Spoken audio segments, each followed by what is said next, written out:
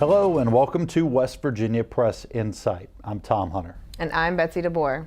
West Virginia Press Insight focuses on policy and impact, not politics or personalities. Today we're looking at the following issues: bills, and more bills, as we focus on legislation presented this session and bills that have completed the legislative process. We play a little dead or alive as we try to figure out what legislation is still moving in the session's final days. We take a look at progress on the promises of leadership. In our WVU Today segment, we look at the Collegiate Recovery Program, providing support for students in recovery from substance abuse disorders and other behavioral health conditions. On In Depth, Don Smith talks with U.S. Senator Joe Manchin about the upcoming Kanawha Valley Jobs and Resource Fair. And Dr. Johnny Moore and Nathan Rakestraw from Pierpont Community and Technical College discuss Senate Bill 1 and other developments with community and technical education. In our tourism segment, we learn more about the Mountain State's latest gold rush, fishing for golden trout in West Virginia. As we get close to March 9th and the end of the 60-day legislative session, we want to look at the legislative process. It's been a busy session. 1,818 bills were introduced by crossover day, the 50th day of the 60-day session.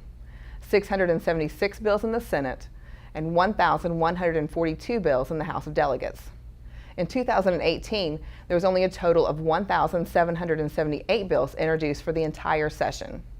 However, without some changes to the rules, we're now down to just 439 bills left to consider for this 2019 session. Now, after crossover day, the 50th day on February 27th, the numbers are set. In the House of Delegates, 215 bills of the 1,142 bills that were sent over from the Senate are pending.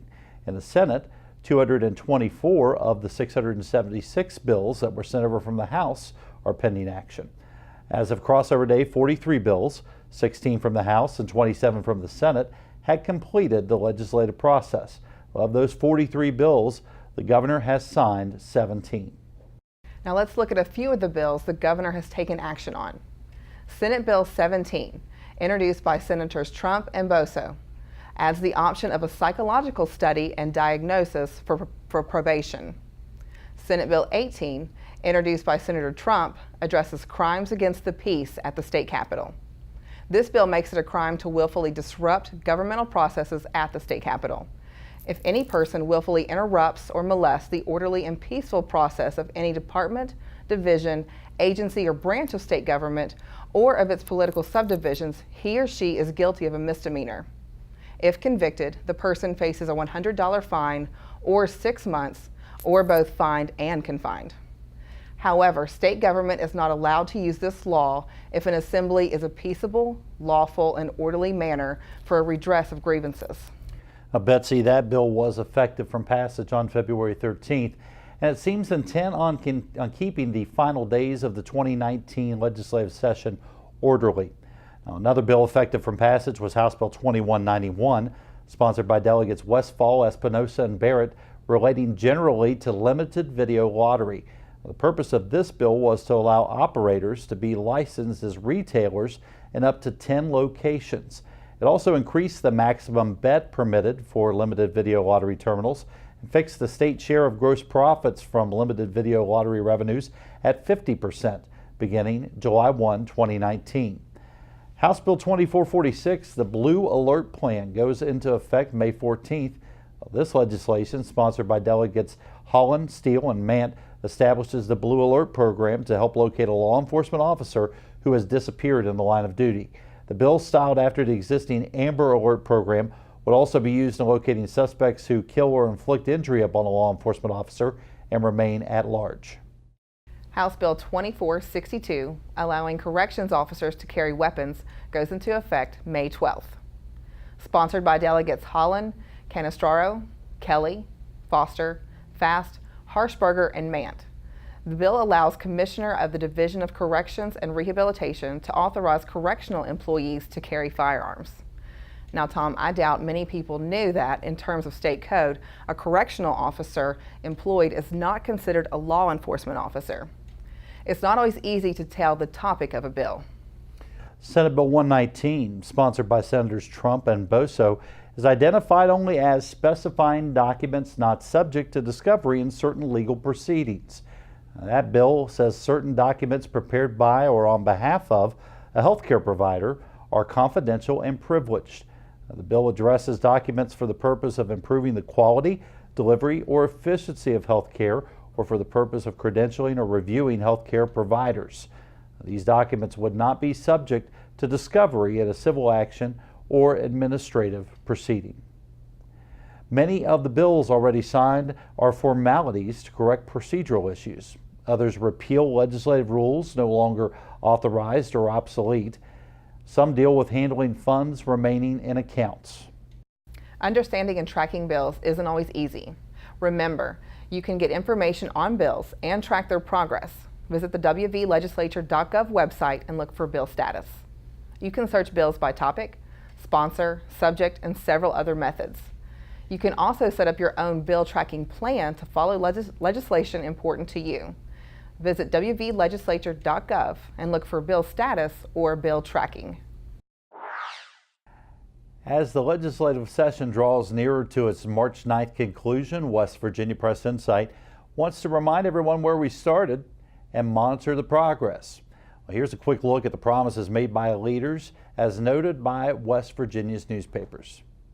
Governor Jim Justice pledged no new taxes, significant tax cuts, a 5% pay raise for all state employees, $150 million to shore up the Public Employees Insurance Agency, and extending the promised scholarship to cover vocational education. I am saying that within my budget, I have included a 5% pay raise for all state employees. Now, several of the governor's issues will be addressed in the state budget bill. Includes $14 million for tourism, $5 million to fund drug abuse prevention efforts, $10 million for the Department of Health and Human Resources to support drug abuse treatment, the elimination of the business inventory machinery tax, and elimination of the state income tax on Social Security. The commitments outlined by legislative leadership aligned with many of the governor's promises. Senate President Mitch Carmichael and House Speaker Roger Hanshaw expressed support for enacting significant tax reforms, including elimination of the tax on Social Security income, starting elimination of the property tax on business equipment and inventory, improving the homestead exemption, and improving compensation and benefits for state employees. Promoting broadband expansion and investment in the Mountain State, expanding access to community college, technical schools, and workforce training opportunities, helping recruit business startups and investment capital, improving the Second Chance for Employment Act, and diverting more funds to secondary road repairs. Public education is among the most important functions. Let's focus on that. Let's perform at a high level. Let's make our kids the best in the nation and our schools the best. It was really revealed to me yesterday, and as it always has been, but we're all aware of it, but I had real estate agents in our office yesterday. You know, it was a real estate day at the Capitol or whatever. And I was just asking them, you know, what the transactions are like and so forth, and they were highlighting the fact that one of the first questions they are asked from people purchasing homes is, what are the school systems like? How are the school systems? And a lot of times the question and the answer process going through that was not favorable. And let's fix it. And this year's bill focuses in on wireless technology. We know that as a state, West Virginia has one of the highest cost per mile of any state in the country for deployment of broadband fiber. So when it comes to the actual laying of broadband fiber, our cost is higher than almost every state in the union because of our, one, low population density, and two, terrain that we all come to know and love here as a state. We know that much remains to be done in terms of working with our Senate colleagues to make sure that we're increasing compensation for our state employees, for our state police officers, for public school teachers in West Virginia. We are working on that process in the House this week. We began it yesterday. As the session nears completion, advocates for various pieces of legislation are visiting the Capitol to seek support and funding. While the teachers present at the legislature early in the session shined a spotlight on education issues, this week brought other groups to the Capitol. Coal miners filled the House galleries on Wednesday in support of a severance tax break.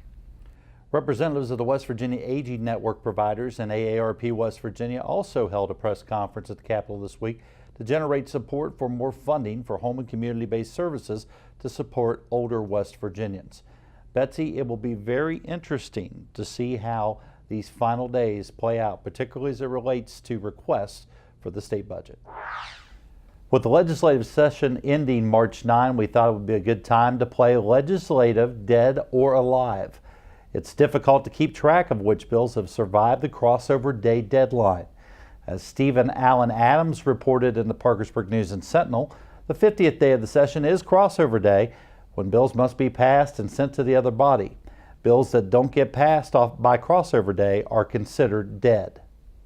House Bill 2519, the Campus Self-Defense Act, was considered dead in the House, but returned on the House special calendar and after much debate, moved over to the Senate on crossover day.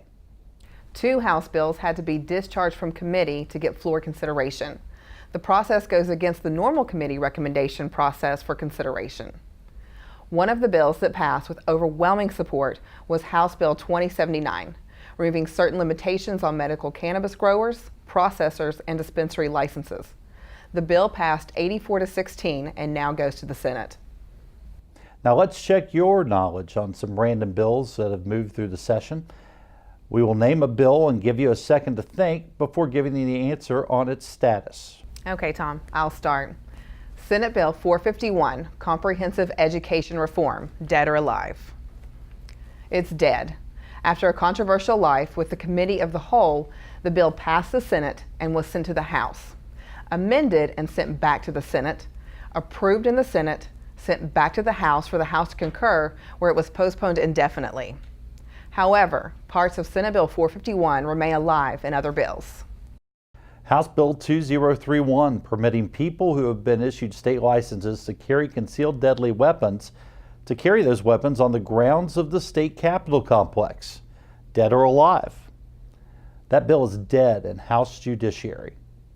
Senate Bill 14, creating a farm-to-school grant program, promoting fresh, healthy, and local agriculture products in public schools. That bill is very much alive in House Finance.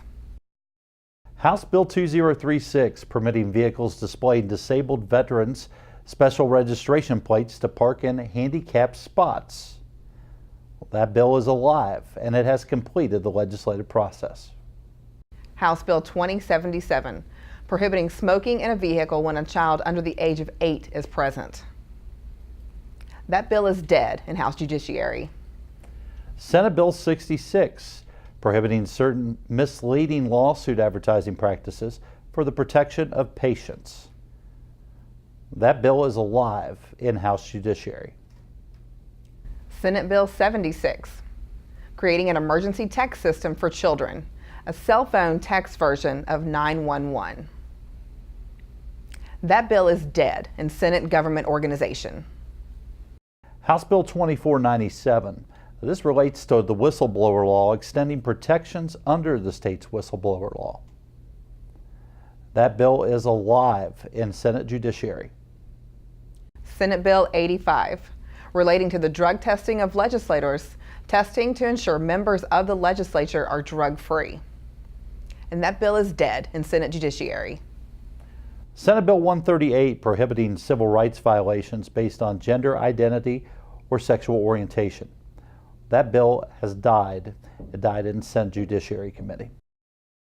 Senate Bill 152, relating generally to criminal offense expungement, making it easier to clear criminal records. And that bill's still alive in House Finance.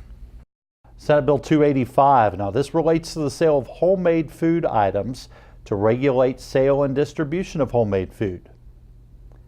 That bill is alive and pending in the House Agriculture Committee. House Bill 2555, banning plastic bags. That bill died in House Small Business, Entrepreneurship, and Economic Development. Senate Bill 387, relating generally to extradition, making it easier to return fugitives to West Virginia. That bill is alive and has completed the legislative process.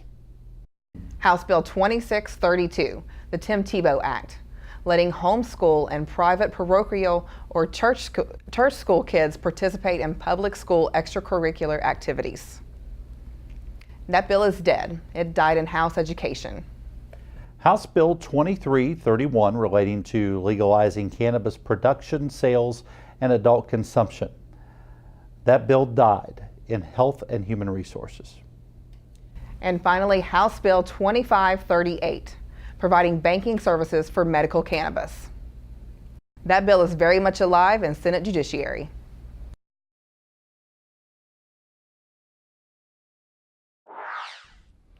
Hello, and on In Depth today, we welcome Dr. Johnny M. Moore and Nathan Rakestraw from Pierpont Community and Technical College. And today we're going to take a look at some of the Senate bills moving and at Pierpont's Petroleum Technology Program. Gentlemen, welcome. Thank you, sir. Nathan, glad to have you here. Same here, Don. It's a busy time for everybody right now. With the legislature in session, we're drawing down to the final days. And I want to talk a little bit about the bills that are impacting the community and technical college world and students across the state. But first, let's get a little bit of background from you gentlemen, if we could, so that our audience knows who we're talking with. Dr. Moore, you're with Pierpont, and tell us a little bit about your background and where we are. Yes, sir. First of all, thank you for having me. I'm really excited to be talking to you today. I'm my third year serving as president of Pierpont Community and Technical. This is my 29th year in higher education. You know, Don, you're looking at me like, wow, you don't look that old. I'm not. I started when I was about 5. Well, good for you. Good for you. So we appreciate it. And Nathan, Nathan and I met at a energy industry event, and you are with the Petroleum Technology Program, and that is relatively new at Pierpont? That's correct, Don. I think Pierpont has had the program for approximately 5 or 6 years now. And my involvement started as a retiree from oil and gas companies here in West Virginia. So I've actually got over 35 years of oil and gas experience. And then as I transitioned into after employment into the community college system. And I've been offered the opportunity to be able to work with the younger folks in West Virginia to develop skill sets. Okay, great. Well, Dr. Moore, you and I had our first conversation. You've been at the legislature. Yes, sir. You've been an advocate for the community college system in West Virginia and for Senate Bill 1. And Senate Bill 1 passed early with a lot of support, but it's been sitting in the House now waiting for the next action. We talked a little before we went on air about this. Let's talk about the benefits you see from Senate Bill 1 for students and for the community colleges. yeah, I think it's remarkable. I am hoping, very hopeful, that this bill passes, not just for Pierpont, but for the entire state of West Virginia. It is my hope that if this bill passes, I believe it's going to help create a college-going culture for our state. Because when you look at North Central West Virginia in particular, my area of the state, you know, the college going rate is less than 50%. And a lot of times, because we do not have a college going culture, there are barriers that so many of our students who want to go but just don't have the resources to go to college. And I think this provides that avenue for them to pursue, you know, higher education and pursue their career or pursue their dreams. Well, I know that we talked before, you said that one of the reasons you came to West Virginia was you saw the opportunity to help the students and to help the community colleges if everything could be worked out. Yeah, as I shared earlier, this is my 29th year in higher education, and I've been very fortunate to have worked in states like Florida, Texas, as well as my home state of Arkansas. And particularly in Florida and Texas, those states where a community college system is a little bit more developed than we are here in our state, because at my institution at Pierpont, we are in our 10th year as an independent community college, because all of the community colleges, with the exception of one, all were created as a department of the university. Okay. So when those community colleges split off, well, part of what we're dealing with now is trying to create a community college culture. Right. And so when you look at community college nationally, there are about 1,100 community colleges. And community colleges have always served as the backbone for higher education. And what I mean by that, when you look at community colleges, we're comprehensive in nature, we're open access institutions. So we part of our mission is to accept students regardless of the level that they're at. And part of our role is to provide them with the foundation work that they need should they proceed on moving to a four-year institution.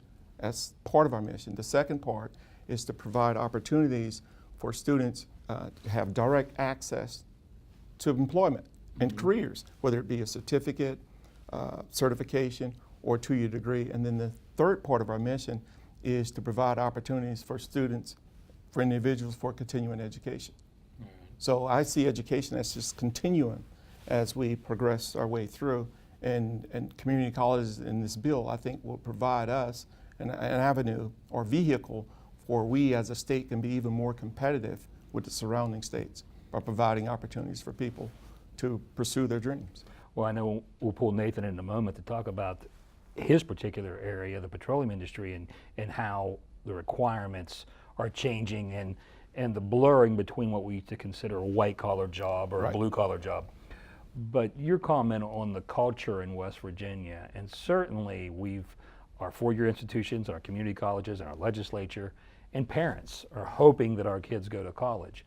But the reality is that's still a challenge for a lot of people. I know that Senate President Mitch Carmichael really wanted to push this bill and to help provide some funding for students to get them involved. I shared with you earlier, and I'll share with the audience, that while I'm a proud graduate of West Liberty State College, West Liberty University today, my first step on a college campus was at West Virginia Northern Community College. That my family, when I graduated high school, we realized that I wasn't ready for college, and financially we weren't ready for college. It was something that I really probably hadn't prepared well enough for. We didn't have experience with it. Financially, my parents wanted me to go but weren't able to help me, and there really wasn't this type of a program that we're talking about in Senate Bill 1 available. I think that's still true today. It is, and one of the things that I've been talking with the legislators about is hopefully and preferably the Senate Bill 1 will pass, but there are other resources that we have in our state, and I think we have to, as a state, is start looking at a bigger picture. And what I mean by that is just imagine this. Imagine graduating with an associate degree prior to graduating high school. That seems far-fetched, doesn't it? Yes. But let me tell you, there are a number of states that are really doing a lot of work as it relates to comprehensive programs as it relates to dual enrollment. Is getting students, and I think in our state, all of our colleges are involved in that space of dual enrollment. But one of the pieces that's missing in our state is that we don't have a comprehensive approach to dual enrollment to make sure that when students are taking classes that they're linked to a pathway or certificate or degree. And so that's the other piece to the puzzle of the Senate Bill 1, the free community college. But we also need to comprehensively work on a bridge to get students in early. And then ultimately you would want students to graduate with an associate degree prior to graduating high school to have those workforce skills ready to go into the workforce. That's ultimate. But another part of that goal is to making sure students are exposed early in what college is, so that enhances their chances of being successful. Well, my oldest daughter, Abigail, she's at Marshall, and she's in elementary ed. But when she arrived at Marshall, she had college credits already. Right. And it's a great thing for her, the exposure and the workload. But it's nice for a parent, too, that those Right. are hours you don't have to pay for. And that's exactly the point I'm making, is that because the other issue as a college president that I'm trying to address at my particular school is student debt. So just imagine the states, for instance, states Minnesota, you have all students have the ability to take dual enrollment programs or enroll in dual enrollment programs free in the state of Minnesota, and that includes books as well. So just imagine the impact that would have on student debt. Absolutely. So so what I'm saying is I think we also, in addition to the Senate Bill 1, I think we also need to be, and I wrote it, op-ed several weeks ago that talked about I saw that, and dual- we'll share it. Yeah. Okay. I think that's important to look at the comprehensive approach to making sure not only, in my view, it's not just good enough to get students into college and get them through college. We also got to be looking at getting them into college, through college, connected with the job with low, if not any, student debt, because that's what's going to help our economy. Well, to your point, that education is a continuing process. I think improving education Yes, sir. will be a continuing process. sir. And if they don't address that this year, maybe that's something they can address next year.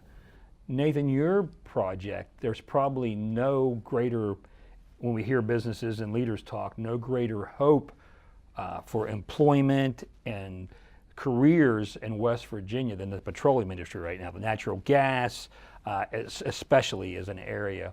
And as Dr. Moore and I were talking, it's no longer a blue collar, white collar type of thing. I know that when I went into industry before college, it was, you didn't need a degree. That wasn't necessarily something that people required, at least at the level I went in. But almost the entry level people now, they would like to have you have some type of degree. It would really improve your opportunity. Tell us a little bit about your program that you're working with. Sure, Don. I think it's pretty well accepted that the petroleum industry is going to be the economic driver moving West Virginia forward. And this is a great opportunity for young folks if you want to develop a career and live and work in West Virginia the rest of your life. There's probably no better avenue right now available for the younger folks to pursue. So just share a little bit about our program is that what kind of the differences between a four-year program and a vocational school, where vocational school you actually learn a hands-on trade versus a four-year school that, and we know not everybody is cut out to go for the heavy academics that's required in a four-year institution. So you kind of got that blend in between there. So our program mixes a fair amount of academics, and they are still required to take the college English, math, which we refer to as general education. And those are alluded to as earlier as could be as dual credits as well, so that when you do show up on campus, you've got some of those things already in your pocket at a reduced rate, of course. But anyhow, back to the petroleum program, and we have so much involvement with industry, and that's probably the biggest delineator that I see between other institutions and the community colleges, that I actually have advisory council meetings twice a year. So we share the curriculum needs that we offer at Pierpont, and is that aligned with the needs of future employment? So everybody that goes through our program has got a job working in the industry. And just for rough numbers, I don't know of anybody that's making less than $55,000 a year. And if an individual is really wanting to chase dollars, $100,000 is not is still in the ballpark. Well, Nathan, one of the things that you mentioned and Dr. Moore talked about too in our earlier conversation is that for a lot of West Virginians, these young people, they would like, yes, it'd be great for the exposure to college, and they'll get that. But what they're really looking for is a chance to make a living in their community and stay in West Virginia. And this seems to give them that opportunity that they can not just get an education and prepare for an industry, but prepare for an industry that's here, that they can live down the road. And this isn't for everybody, but this is for a lot of West Virginians. I can live down the road 20 miles from my folks. I can drive within 45 minutes to my workplace or changing workplaces, and I can make a living that allows me to live a lifestyle that I want to in a place I want to live. And that seems to be the case. And I know, Nathan, Dr. Moore pointed out that you even have people who are working just coming back to get a certificate or get more education so that they can improve their opportunities. Do you see that a lot now, or is it just growing? Yeah, there's a fair amount of that. We had some folks that suffered some layoffs and have come back to the community college. Like you said, they already have a four-year degree in something that's really not going to have a career path associated with that. But the nice thing about the community college is there is a light at the end of every one of these tunnels to get through with an employment opportunity. I want to close up a little bit. Nathan, for you, you mentioned working with the industry. Has the industry been receptive to this type of program, and is there a strong connection that, and you mentioned that you don't know of anyone who's not working, so it sounds like there's a really good, I'll use the term Well, funnel? Sure. Just for example, here this coming month, I've actually got 3 or 4 field trips lined up with folks by the name of EQT, Antero, Southwestern, Mark West, all those individuals, where we actually go to their facilities and do some, meet with their folks and talk about their jobs and what that function performs. We also have financial assistance. We have various scholarships that are available from various industry grants specific to the petroleum program. Okay. And if there's anything that I need in particular for petroleum development, it's just a phone call away. Okay. And just to add on to what Nathan is saying, we have a number of our programs that have 100% job placement rate. Wow. 100%. That's, and I'm not saying that to be bragging or anything. It's just that's what community colleges bring to the table. Mm-hmm. And it is my hope within the state of West Virginia that we can get to a point in our state where our community college system is treated as a feeder program to four-year universities. Okay. In fact, some of my counterparts at four-year schools, I told them is that if we have a strong, and that's sort of the thing that drew me to the state, if we have a strong community college system, our university systems are going to be even better. Well, one of the things too that as we close up, Dr. Moore, I looked at your website in researching this and preparing, and it's very user-friendly. It's not as intimidating maybe. I think that a lot of people out there who have thought about this and haven't looked, one, they can visit your campus. It's in the center of the state and it serves an area, but it does seem that Pierpont really works hard to make this an easy process. You're very welcoming. You're very open about what you do.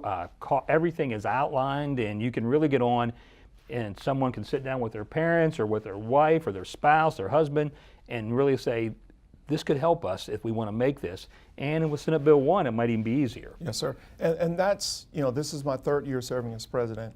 And since coming into the institution, part of my personal goal has been to ensure, to echo what you were saying, is that we are truly a comprehensive community college, not operating as a university, making sure we stay in our lane as a comprehensive community college. And I think if you look back 3 years ago and then come fast forward to now, the difference between our institution now and then is that I believe we're laser focusing in on our mission.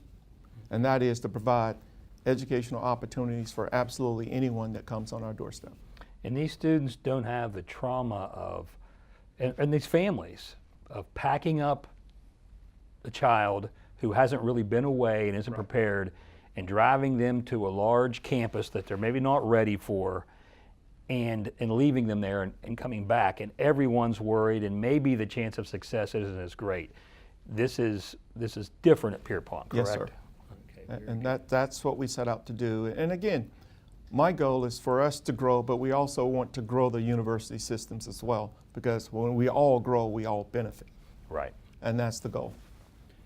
Well, I think we have a better understanding of it. I think that Senator Carmichael's bill, SB 1, we'll see where that moves. But gentlemen, thank you very much for your time. It was great to have you here, Dr. Thank Moore. you, sir. Appreciate it. Nathan, great to see you again. Same here.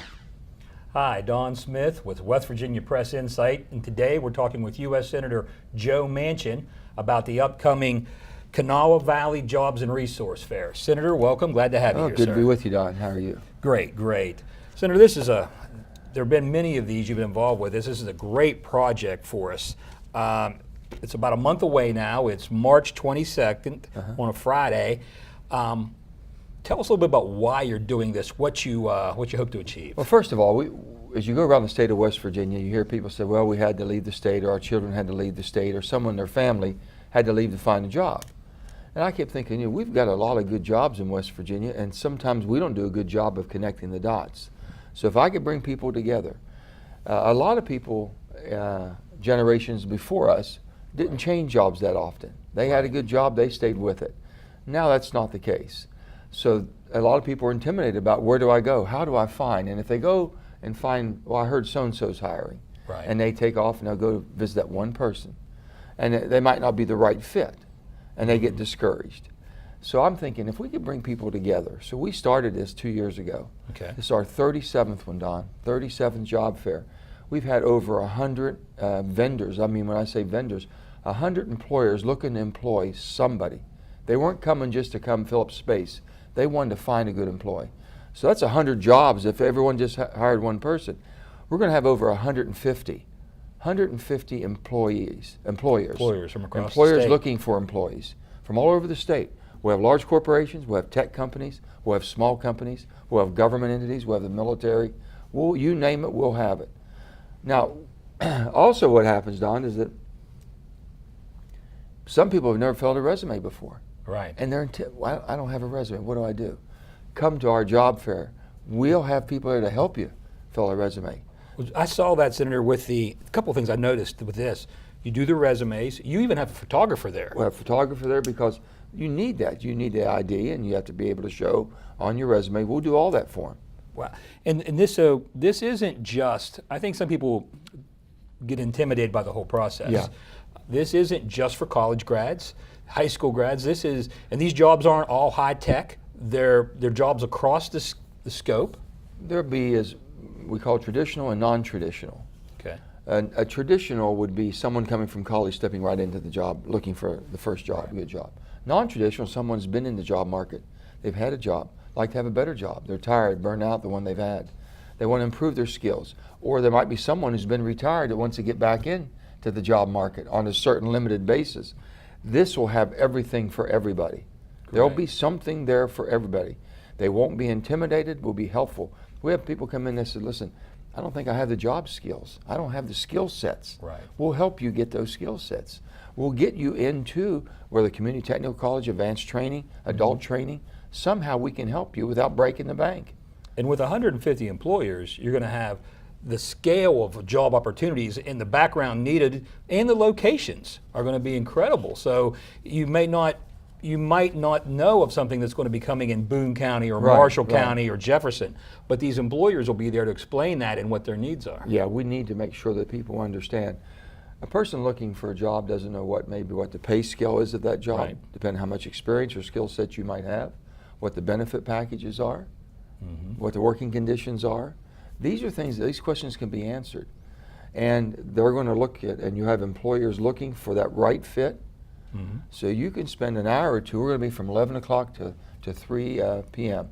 We're going to be in the beautiful renovated Charleston Coliseum and Convention Center. And if you haven't been, since it's been redone, Don, I'm telling you something. It'll rival any big city in America as far as the beauty and efficiency of our new Coliseum. Well, I think it's great, Convention Center. Senator. I know the other locations have been good, and I've been there to the Yeah. events, and the crowds have been just incredible, and they've run shuttles and different things. I think what's going to be nice about this is it invites people in to the city of Charleston. I know the city of Charleston is one of the many partners They're helping one of put our this partners, together. same as the Press Association, all of us working together. Absolutely, to help West Virginia. But it's going to be very easy to get in. People can come in, get their resume, Right. visit the employers, and then they can cross the street to the mall, enjoy Charleston. So it's a great opportunity in a lot of ways. I keep telling them, this is one-stop shopping. And you're shopping for a new career, you're shopping for a life career, you're shopping for basically something that's going to fulfill your life. And anybody that has a good job, that pretty much makes a pretty good day. And it kind of puts West Virginia's best foot forward. You come to the capital city, you see the brand new Coliseum and Convention Center. Yeah. You get to see what jobs are out there, what employers are out there. It's an opportunity to learn as much as you can about our state. Well, the myth about people thinking there's no jobs in West Virginia, I'm understanding, Don, we have over 10,000 jobs that we haven't fulfilled.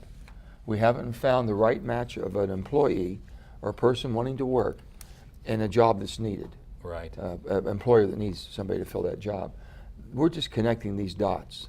And I'm going to tell you, it's a tremendous, it's an eye-opener.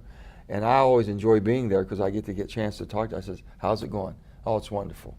Have you found anything yet? Well, I found 4 or 5 good things I really like.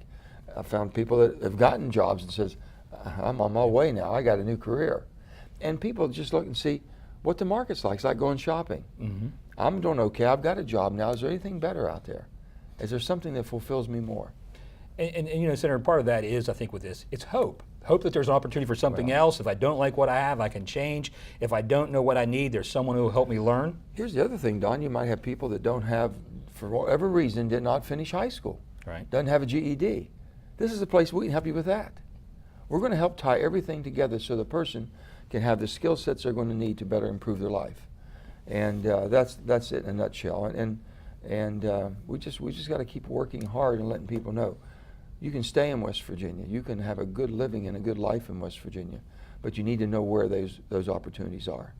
And that's Senator, what we're doing. I know we have a lot of good partners involved in this, and we'll show the list of everybody that's involved. But I think that's part of it too, is thanking the people who are coming down to do the displays and try to hire the people and offer the opportunity. I know for the newspaper industry, we have 73 papers. We're in all 55 counties.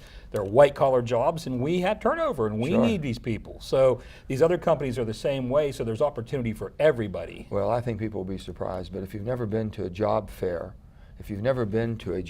please, this be the one to come to. If you have been to job fairs before and wasn't that impressed, or maybe it wasn't done the way you thought or didn't give you any type of an opportunity, you thought it was a waste of time, I'll assure you this will not be a waste of time. And from the list and the number, Senator, there's going to be more, even if you've been to one before, there'll be new people here to come and see. Most certainly. So let's I want to touch on some of the key factors. It's open to everybody, whether you have a high school degree, a college degree, whether you're a seasoned professional. Or a retiree. Or a retiree looking for something exactly different. Right. It's Friday, March 22nd from 11 a.m. to 3 p.m. at the Charleston Coliseum and Convention Center here in Charleston. Other things that they need to know, Senator? No, that's it. Just bring your identification. No with fee. them. No fees. No it's all cost. free. I think that sometimes people think, well, I'm going to have to pay something. No cost whatsoever. It's absolutely free to the public. Bring your identification with you. Bring your identification. Because an employer, a prospective employer, wants to know how they can contact you, how they can get in touch with you, and show them your ID and everything. That would be great. Right. And the other point that you made, I think, is so important. Even if you don't have a resume, they'll help you do the resume right on site so that you can provide that to the employers. People have been apprehensive about saying, you know, I really haven't shopped for a job before. Didn't need to. Right. I never put a resume together. And then we have people there to do that. Never had a picture taken for ID to be able to show with their resume, which is important. All these things here, but also the attainment for the skills. So many people think that, I don't know if I'm qualified for that. Well, first of all, do you have a desire for it? Right. If you have a desire for it, we'll help you get qualified.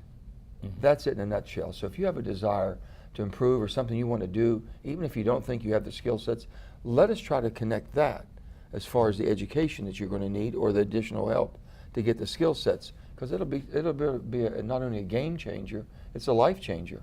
Well, West Virginians have a tradition, and I think are recognized. If you give them a chance, they'll work. Oh yeah, we've always had. I mean, the thing about West Virginia, I've been all over the country and all over the world, and people tell me, "Well, I'll tell you one thing: when you get to West Virginia, you got a good worker." And I said, you know, we have a reputation of being one of the hardest working states, and people coming through, and the culture and the history of what we've done. We've always done the heavy lifting. I said, West Virginia, we've mined the coal, that made the steel, that built the guns and ships, defend the country. We're one of the most patriotic states in the nation. And we have a lot of pride. And the bottom line is we just want those opportunities. We have a lot of opportunities. We want to make sure that we have the people in West Virginia that can fulfill those opportunities. Great. Well, listen, we're going to share all the information on this as the end of this segment ends. But Senator, we want to thank you for being here and sharing this. We hope to see a big crowd at the Charleston. Make sure I get the new. It's such a great new facility and Convention Center. That's right. Thank you, Senator. Yeah. Thanks for being here. Appreciate it. Look forward to seeing you all. Thank you. Students in recovery from substance abuse disorders, eating disorders, and other behavioral health conditions can find support and hope at Serenity Place, the home of WVU's Collegiate Recovery Program. In our WVU Today segment, April Call talks with Director Kathy Ura and Graduate Assistant Joey Ferguson about how the program works. I'm here today with Kathy Ura, the director of the Collegiate Recovery Program here at WVU, and Joey Ferguson, a student here at the university. Kathy, I'm going to start with you. A lot of people might not be aware that West Virginia University has a Collegiate Recovery Program. What is it? What we offer is a safe haven for students to come, enjoy each other's company, do activities, have a normal college experience, but not have the temptation of any alcohol or drugs. You mentioned a place, and we're at Serenity Place, which is the home, the physical location for the Collegiate Recovery Program.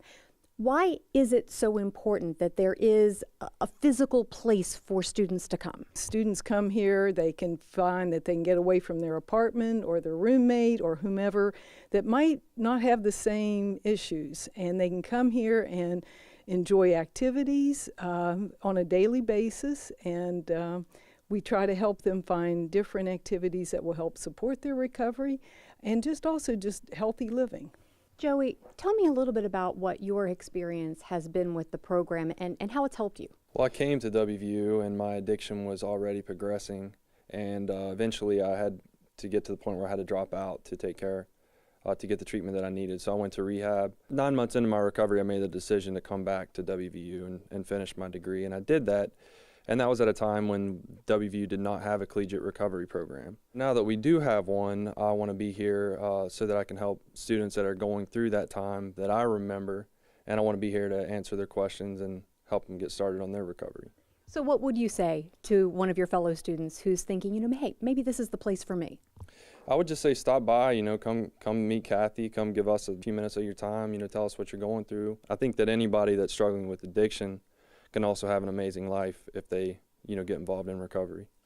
Joey, Kathy, thank you very much. And if you do want to stop by and learn a little bit more, Serenity Place is located at 628 Price Street. That's right beside Arnold Hall, very easy to find. You can also find more information at our website. Just go to wvutoday.wvu.edu. There's gold in them there. Streams, golden trout that is. West Virginia's own Gold Rush returns to our state parks in April with the stockings of golden rainbow and regular rainbow trout. Lakes and streams in and near several state parks and forests to be stocked on April 6th include Babcock, Blackwater Falls, Cass Scenic Railroad, North Bend, Pipestem, Stonewall Resort, and Watauga.